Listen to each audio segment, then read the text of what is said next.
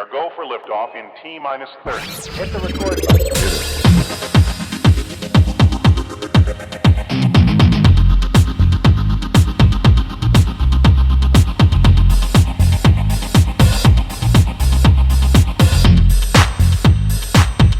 That's swell. In a galaxy far, far away, there was an evil empire. But we're not talking about coronavirus today, so forget what I just said. Welcome to another episode of Italo's Black Radio. Italo is your host today, and I'm waiting for my guest to arrive. He should be coming in a minute. He's coming from another universe. Okay, I'm doing too many references. Maybe I should turn it down a little bit. But for those that are listening, make sure that you like and subscribe, because I never say those things. I never go through it. But this is Italo's Black Radio, as you know. I was supposed to be covering everything to do with Hollywood Fringe Fest, but as you guys know, that plan got delayed, got sidetracked for obvious reasons, and we're all in this together, right?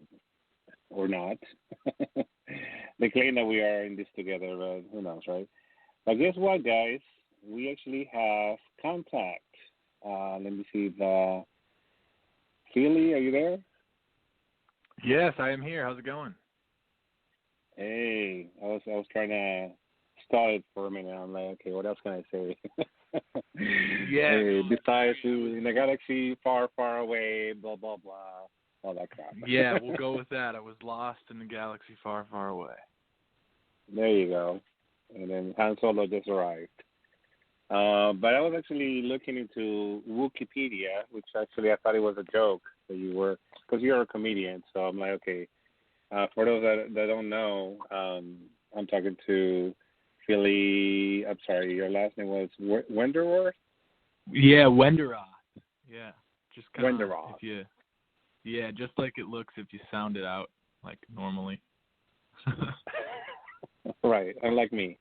I always do that. I always chop off people's names. Yeah, no, it's like it's one of those things where you just get intimidated by not knowing it, and you're like, I'm just gonna go with whatever I think, and then it's whatever. Right, Wonderroth. Actually, it sounds like Ragnarok or whatever that I movie wish was. we could Thor. do that. That would be the last name. Yeah, that will be another episode, right? But we're here today because Philly and I, Philly actually, he hosts another open mic that is in hiatus right now, as everything else. It's called Freedom of Speech. And so when I met him outside and we were talking, he was so gung-ho about The Mandalorian and about Star Wars and all things, and nobody was listening to you. Yeah. It's like you were in a different planet. More like, Yeah, that's all I could think about, and I just kept, trying to get some crowd work in, and everyone was giving me blank stares, but that's what usually happens when I talk Star Wars anyways. Hey, but I was listening. I was like, okay, well, let me give it a shot. So I finally got Disney Plus for free, as everybody else probably has a code for free, right? Nobody's paying for it. But I was able to watch it, and I was like, you know what? Actually, I was impressed. How many episodes were there? 8 episodes? There's only 8 episodes. Yeah, of The Mandalorian. Yeah, but actually, just enough so that, and for those that haven't seen, of course, if you haven't seen Mandalorian by now, it's already been how many months? 5 months now, or 6 months, and it's been forever since the virus broke out here in the evil empire. So yeah, if by now you haven't been able to catch up, hey, you know what? I want to stop this podcast. But knowing me and knowing how I am, I'm going to spoil it for you. So just so you know. Yeah. So tell us Spoiler what is it about The Mandalorian that got you so excited? that has got me so excited? Well, there's a lot of things. It's some of the best content, Star Wars content out there right now, I would say. It continues several story or plot lines from the animated series The Clone Wars, which has been, I think it started in 2008, and then there's the new season is airing right now, 2020. So there's like 7 seasons of that, and that's some really good Star Wars content as well. And there's a lot of what happens in the Clone Wars that comes back up, however, 30 years later in The Mandalorian. So the lore, the fictional lore really connects, and that's one really cool thing about Star Wars. Mm-hmm. Oh, you mean that they connect the dots? Yeah. Yeah, well, like they just take. Can you still hear me? Yeah, I can hear you. All right, cool. I just put some headphones on. It's nice and cozy now. I can hear you well. Okay. But yeah, no, it's crazy because that's one of the intimidating things I feel like about Star Wars is that they have, the timeline is so skewed right from the beginning. The first ever Star Wars created was technically like the 4th installment of the trilogy. So it's, from the get-go, it's been kind of confusing. Right. But it's very interlinked as far as, the characters and the storylines, and that's what really intrigues me. Game of Thrones is very kind of similar with that. There's so many interlinked storylines. Mhm. Yeah, there's so many families and so much drama in that show. Yeah. Yeah. I mean, I particularly I was a fan. I mean, of course, I would be talking about Star Wars, but I used to be more excited when it was back in the original. I call it the original trilogy. Being, right. Of course, everybody loves Empire Strikes Back, which is probably the best one. But in my opinion, Return of the Jedi was my favorite. Maybe it's because of the Wookiees. Maybe it was because I don't know. It was silly. Yeah. Yeah. So that was my favorite. I don't know. Was that? Yeah, the original trilogy is no question, a masterpiece, and it's kind of where it all started. So everything, everything created afterwards kind of owes all of its merit to the original, like most things. But that's another cool thing about The Mandalorian is it's kind of bringing in some of that older Star Wars crowd who loves the original trilogy because it only takes place 5 years after the events of the Return of the Jedi, the Battle of Endor. So it's only 5 years after that. So like you get to see these stormtroopers, the original stormtrooper like Phase 1 armor that you remember from the original trilogy, but they're all dirty, because it's more of like a space western where there's really not much law and the governing powers are kind of split in many ways. Like the fall of the Empire just happened 5 years ago, so it's a lot of cool original content. And the twin sons of Tatooine, they get that in like episode 5. It is an awesome shot of the twin sons of Tatooine, and that's like from the original A New Hope movie where Luke grew up, and it's iconic. Jon Favreau, right, he does a stellar job. Yeah, no, he did a great job actually.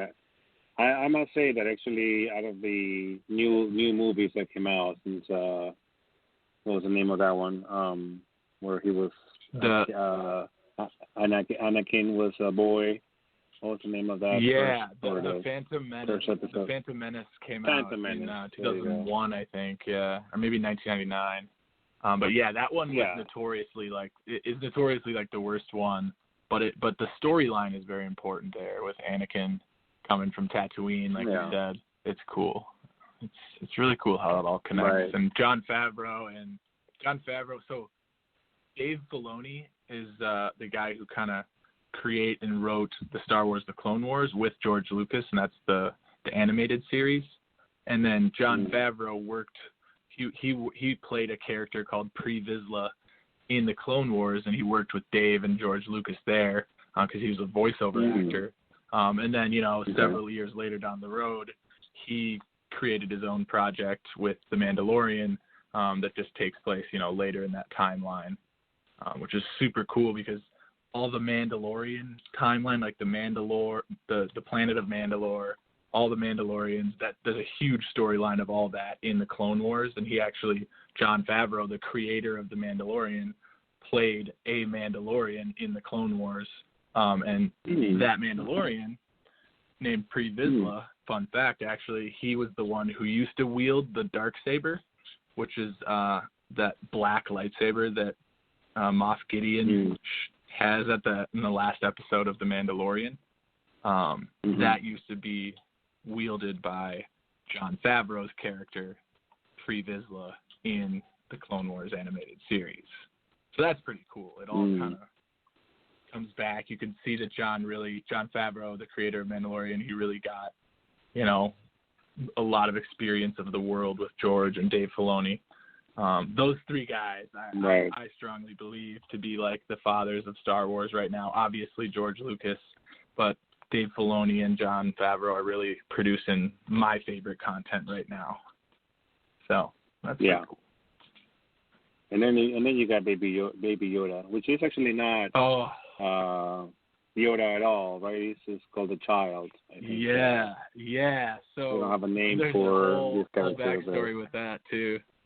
That's the funny part is because Yoda, we don't. Yoda his race is unknown. No, George Lucas never really said his race, so it's unknown. So nobody like if this baby happened to be a Wookiee, we'd just call it the baby Wookiee or the Wookiee baby. But the only association we have with Yoda's race is Yoda, and then there's this baby version of him. So we're gonna call him Baby Yoda. That's just kind of what happened. I don't even think Disney was aware that they were gonna need a name for him so soon because the media just went crazy when that first episode with him, and it was awesome. I know the merchandise. I think they were trying to push it as the child. The name of it was actually the child, but I don't think the community really latched onto that. Which is not catchy. Yeah, it's not catchy whatsoever. Yeah. It's not memeable. It's not memeable. Right. Right. Exactly. But what do you call him though? Because he's not Yoda. Yoda actually was. The show claims that Baby Yoda is 50 years old, and Yoda was actually he died like probably 5 or so years before the show started. So that means Yoda was alive for well after this baby was born. So it can't be Yoda. And some people think it might be a clone. Yeah, well, some people think it could be a clone of Yoda, which would be cool because the clones he was born 50 years earlier is right around the time of the Clone Wars when like all those clones were being cloned. So there's cool theories about that. Yeah, maybe they will we'll work it out on this. Maybe on the second season, I guess it's going to premiere. We'll see what happens, October. Right? But October this year, it's premiering. I think they started post production at the end of March, so they completed production and it's on the road. And Disney's going to be pumping it out. So are they going to be wearing masks? Yeah, I'm excited. Hopefully, they could just wear stormtrooper helmets. That would be cool. Right. Extra protection. Okay. Yeah, whatever. I don't believe the. Anyways, I'm not gonna get into that, but or maybe I will. How you doing, by the way, with all this? I'm doing pretty good. I'm doing pretty good. I don't know what rules there are with masks anymore. I always wear mine wherever I go, but sometimes in stores I see people without them, so I don't know if we're really supposed to, but I'm obviously doing it just to be safe. I did get kicked out of Beverly Hills Park the other day for just running. What?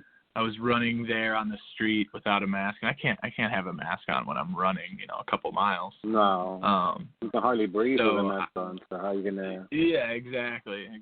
But he just told me I got to be on the sidewalk and not in the park, like the track on the park, which was fine.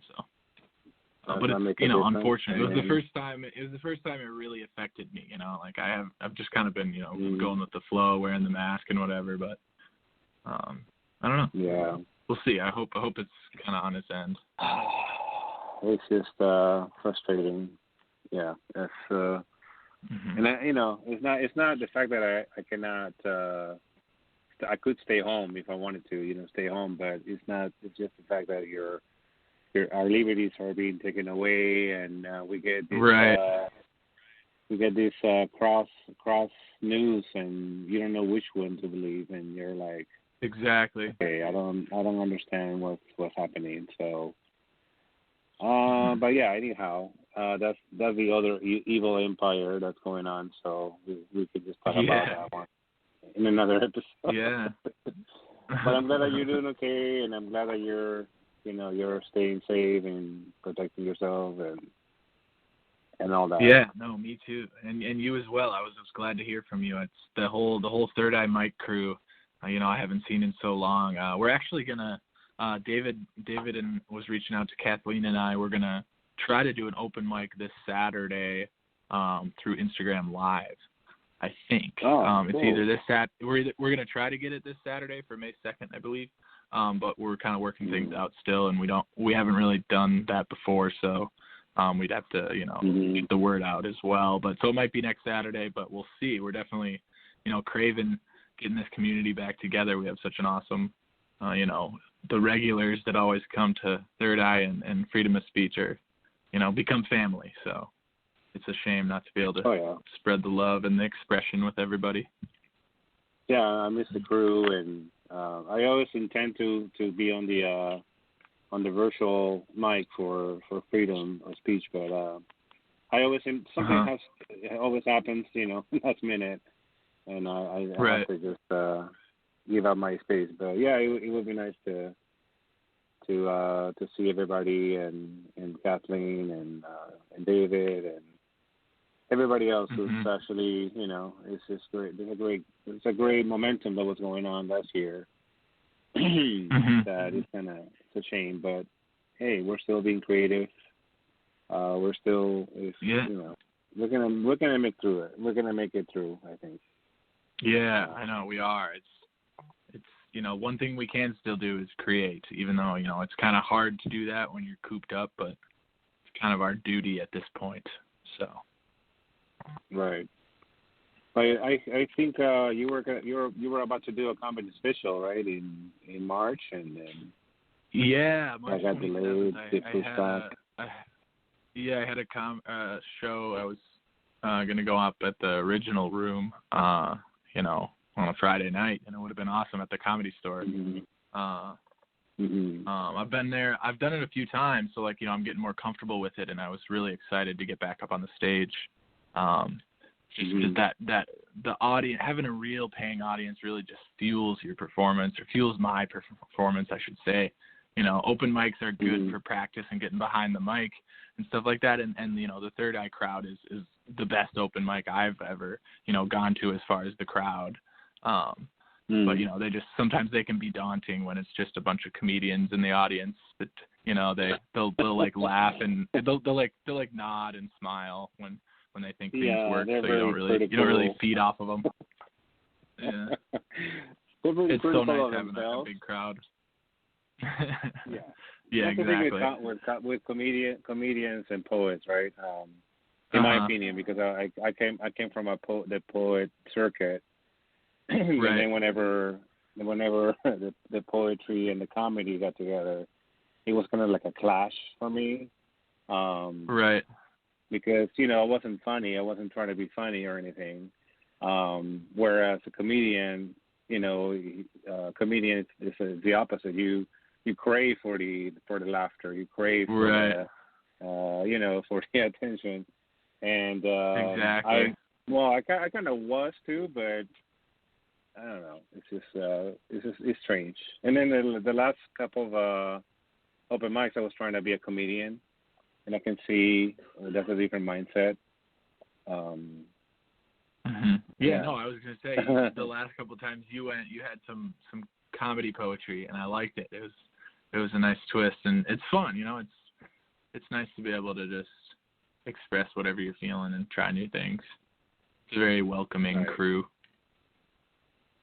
Yeah, I recommend whenever this is over, for people that are listening, Freedom of Speech is on Thursdays, Third Eye Mike is on Saturdays. There are some other mics going on there, but it's just basically Sabor y Cultura. That's where this is going to be happening. I hope they're doing okay. I don't know if they're still, in business, but yeah, I don't know either. Yeah, let's see. Anyhow, I go to Calle Tacos all the time, but I know. It's all. No, I was going to ask you what made you try comedy? Like, what was were you always thinking of being a comedian? I mean,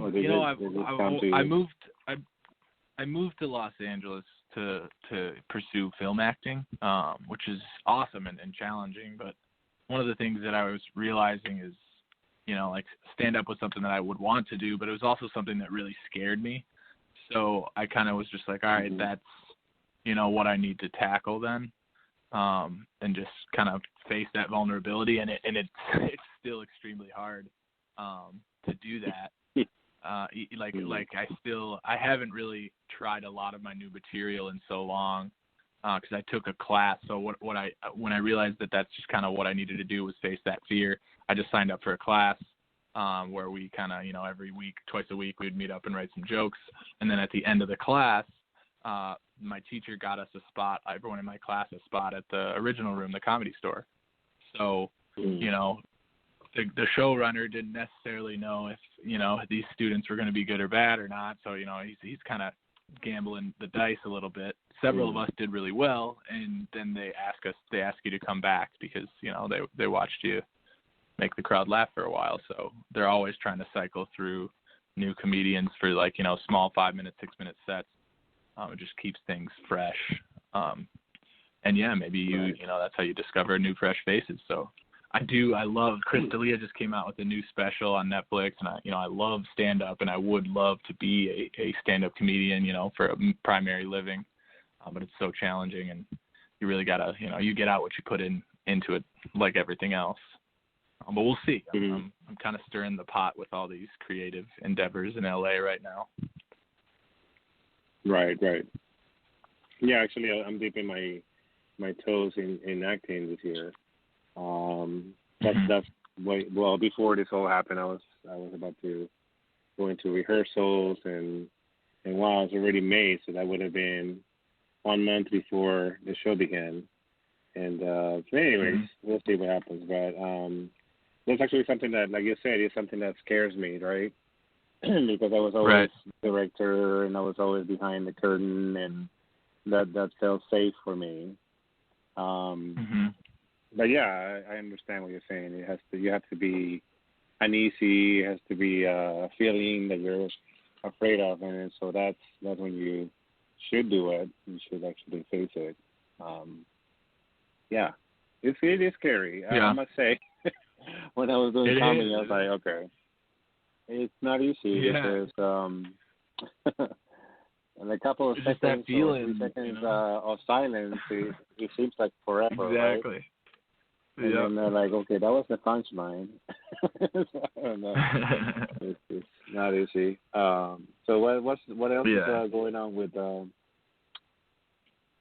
you, or what else are you working on now that you're stuck in your place? Trying to stay busy as much as I can. The first week or so was not productive at all. But then, you kind of realize that this is what's going to be happening for a while. And, I figured out a little bit of a routine. I started walking a dog every morning at 7 a.m. through Rover, make a little money there, and it just starts my day off. But I teach acting classes kind of around the country as well, and I haven't been able to travel. So we're doing virtual classes. So on weekends, I do that from 8 a.m. to 4 p.m. I'm just, teaching 5 kids at a time the whole day, and it gets kind of it was way more exhausting than I ever thought it would be because I was just sitting in my chair and my desk the whole time. But it was kind of nonstop action just because, we had, 6 of us total in these Zoom calls, and we're just, we're learning. We got to use all the time we have, and then we're on to the next one. Okay. But yeah, no, it's tough to stay busy. I didn't know you were doing that. Yeah, no, it's fun. It's something I've been doing for a few years.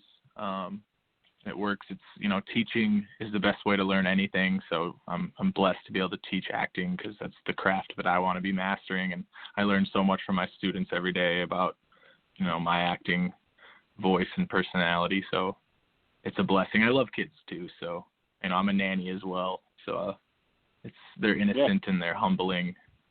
They kind of remind you of some of the good things that you lose when you're not really around children. How has it been for kids or for parents? Because I can imagine. I mean, if you're a kid and you have you see all this stuff on TV and you see all these people wearing masks and quarantine. You can't even go to the park. You cannot go to the beach. You cannot go to the pool. Now that it's summer, what is the mindset of the children now? Yeah, I mean it's interesting. They're most of them aren't in school at all. None of them are in school at all. So, but they're doing virtual school as well. So, they're kind of doing something similar to what I have them with, where we're doing virtual class for acting. They they do their normal school through some similar way. But yeah, I don't know. The younger generation I think is handling this quarantine better than others because they're so adapted to these technological devices and all these screens and iPads and whatnot. Excuse me. But yeah, it's just I don't know. They're growing up with it, so they're so used to it, and they can. I feel like their attention spans allow them to escape into these devices for much longer periods of time, and it's kind of scary to be honest. Mhm. Yeah.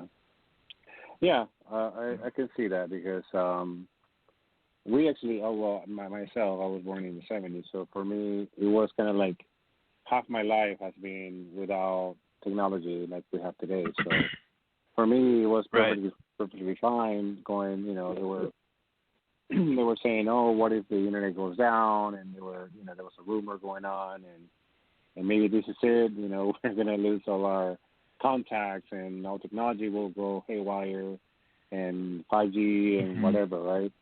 So I was like, well, I could deal with it. When I was growing up, I was fine until I was 20-something, in my 20s. I was just doing fine without the internet and without cell phones and without everything that we have right now, all the technology and the internet and all this, gadgets and stuff. So, but then you have to adapt because I was doing the rehearsal. We're trying to Zoom and we're trying to figure out our phones and how do you turn this upside down and how do you so we kind of had to adapt and yeah, like you said, children are more adaptable or more moldable in that sense. It's the new normal, like they say, and I resist saying it that it is a new normal because I mean if you think about it, even when this is all over, quote unquote, we're still going to have that in the back of our minds, and we'll be like, well, I probably should be wearing a mask, and I should probably be 6 feet away from people anyways. You know what I'm saying? Like, it's going to stay with us. It's not going to go that easily. Yeah. Yeah. It's interesting. It's, time moves. The digital age is among us, and it's taking over. The coronavirus is aiding in that, too. Yeah. Yeah. So everybody's being forced to adapt.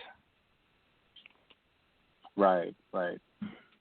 And, it's actually, we actually are lucky because I've been talking to friends or family members that are in different countries. and the scene in those countries are even more scary than we have it here. I mean, we have it good, At least we can go outside and we can still, pretend that we're going somewhere and we just head out, whatever, right? But Right. yeah, in other countries, it's not even allowed to go outside, and if they catch you on, wandering around aimlessly, they're gonna grab you and they're gonna slap you and they're gonna put you in jail. And good Right. luck. Yeah. So in so that sense, we have it better. Right. Kind of fortunate with it here, but anyhow, going back to Star Wars, it's hard to. For me, it's been hard for me to stay focused because I don't know. I'm forever on the quest to, continue any Star Wars conversation, and I'm at this point in my life, I'm used to it kind of taking some tangents, so no worries at all. Mm-hmm. How does this relate to what's going on now? Do you see we're heading that way? We're heading to a Star Wars universe where we are going to be wearing helmets, like Mandalorian himself. You know, and I'm spoiling it for people that haven't seen it. But I thought he was either disfigured, or he was had a scar on his face, or he probably was missing a nose or something, and that's why he wouldn't take his helmet off. But it wasn't that, and maybe you know more. Yeah, can you explain to us what was the reason? What was the reason of the helmet? Yeah, it's the Mandalorian creed. Mandalorian, to be a Mandalorian is to be a part of the creed, and that's just an oath that you take when you become a Mandalorian, is to not take your helmet off in front of anyone else. He takes his helmet off when he sleeps and eats and stuff.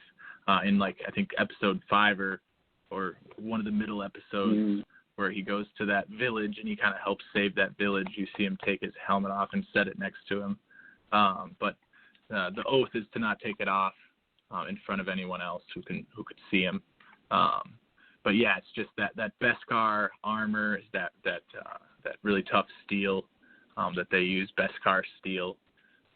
It's just the iconic Mandalorian armor. It's the strongest armor in the galaxy. Some cool stuff. But it's kind of like a religious undertone, right? Because I noticed that at some point it was not about revealing.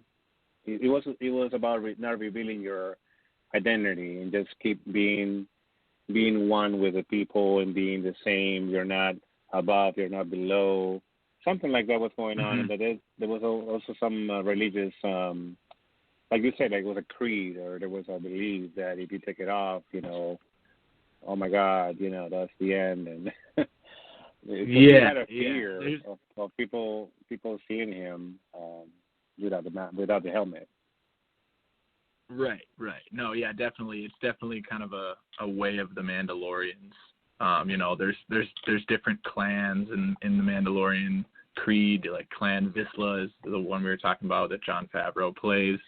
And there's Clan Ren, and just there's other clans that feud in and of themselves, but I think they all kind of follow the general creed oath of they're these these notorious warriors who, like you said, I think there's stuff about how they kind of wear it to be equal, where because there's many races. That's the idea that you don't have to be from Mandalore, the planet Mandalore, to be a Mandalorian.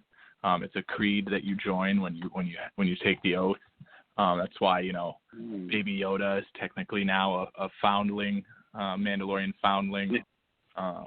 Right. And there's Mandalorians that are other races as well in the history of Mandalore. But yeah, it's one of those things where it doesn't matter what race you are. You're gonna wear the armor that we represent, and no one else will necessarily even know what race you are because you don't take off this helmet, which is very interesting. Kind of cool. Yeah. Yeah. Some good stuff. There's a lot of lore. Yeah. well, it's alluring to how we classified ourselves by the color of our skin or our ethnicities or so we categorize everybody into a box. By being a Mandalorian represents as being a unit. You're part of a cult. Well, I guess it's a religion or cult, right?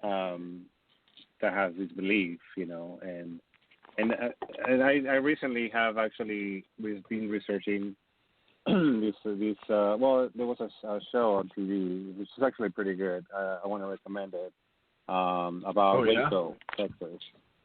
Yeah, it's called Waco. It's Waco, on Netflix, okay. I think. Yeah, and well, you probably were not born back then, but I remember when I came to the U.S. for the second time, there was a cult going on in Waco, Texas, right? And where basically the leader of the cult, basically had to have every girl to himself, and every man that joined the group was supposed to be celibate, and so that was one of the things, right? But in general, they were very peaceful people. They were very peaceful, and they were not. They had guns and stuff like that, which is why the FBI went to investigate. But it turned. Well, if you haven't seen it, I don't want to spoil it for you, but it's a really good look at it, because when you saw it on TV, you saw how evil they were and how they were brainwashing the people, and they were about to commit mass suicide and stuff like that. And I'm like, and it was totally untrue, right? Like the fake news, right? And you're like, wow, right. That was still going on in the 90s. And then, well, it's been going on forever, I guess, right? And so it kind of makes you think. You're like, wow, was everything that I believed in before a lie? Everything has been a lie. So let me go back to that other incident, and let me go back to 9/11, and let me go back to, I'm getting all this, you know what I mean? Like you believe in something because it's on the headlines.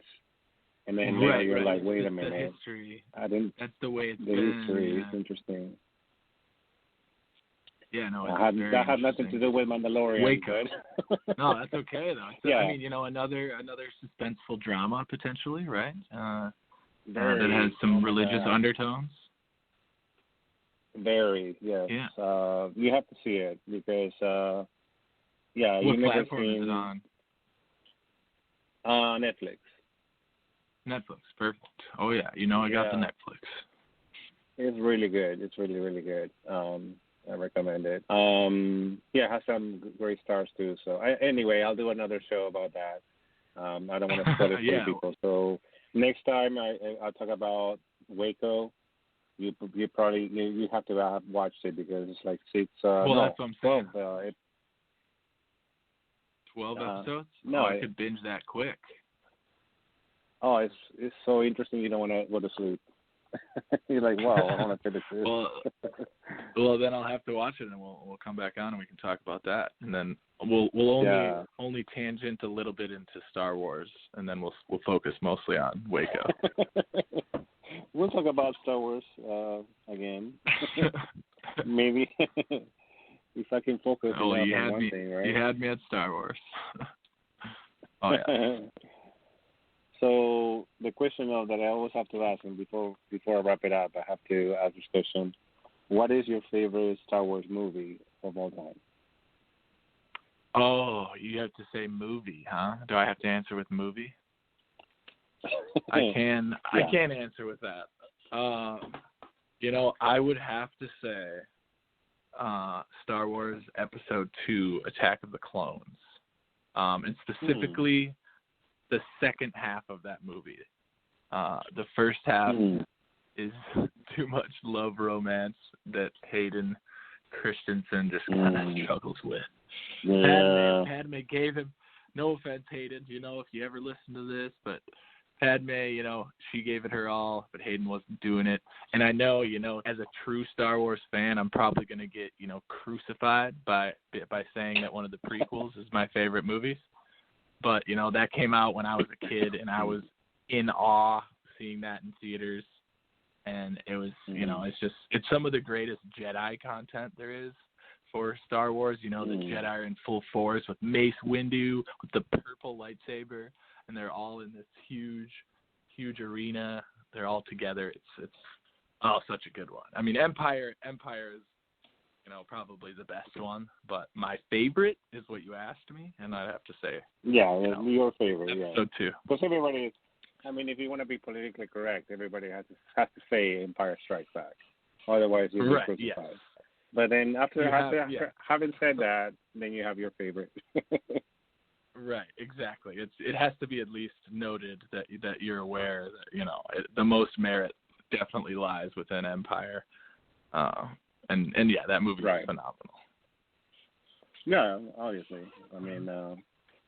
But I haven't been able to get into it again until The Mandalorian, because I think I watched Han Solo. The Han Solo movie was decent. It was okay. It was just really iconic. I think the movie itself didn't do too well, but I enjoyed it because it was so iconic. The Kessel Run. Yeah. The Millennium Falcon, that's the story that Han Solo lives on, is he has the fastest ship in the galaxy because he made the Kessel Run in less than 12 parsecs, and then that's exactly what the movie was about. So that was cool. Mhm. Yeah. So it was actually decent acting, I must say. Yeah. But Mandalorian actors. Yeah. Well, as always, right?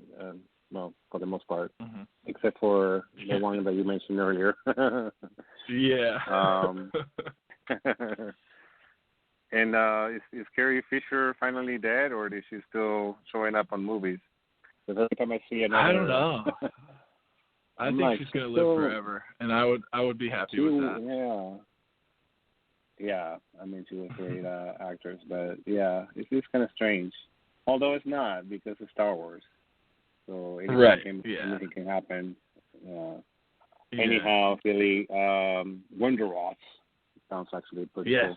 Again. Yeah. Thank you so much for calling. This has been fun. Let's do this again. Thank you so much. And then one thing I wanted to mention was actually that I'm glad that the Mandalorian is Latino. He's from Chile. Yeah.